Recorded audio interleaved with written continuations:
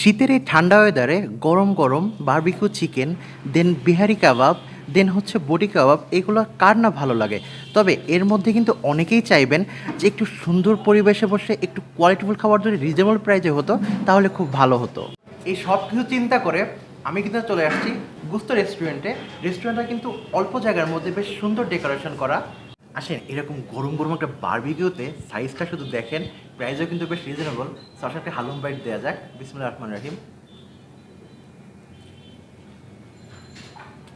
আসলে মানে এই প্রাইসে আমার কাছে বেশ কোয়ালিটিফুল মনে হয়েছে। বসনিয়া পরোটা দিয়ে এই হচ্ছে চিকেন বটি কাবাব। আসেন ট্রাই করা যাক। ও কাবাবটা এত সফট দেখেন, ধরতেই একদম মেল্ট হয়ে গেছে। তো এর সাথে যেটা করব, আমাদের এই মাস্টার সসটা একটু দিয়ে নিব। প্যাকেজ করে একটা বাইট হোক। হুম, বেশ মজা, মানে এনভায়রনমেন্ট, প্রাইস সব কিছু মিলে আমার কাছে বেশ ভালো লাগছে। বিহারি কাবাবটা ট্রাই করি।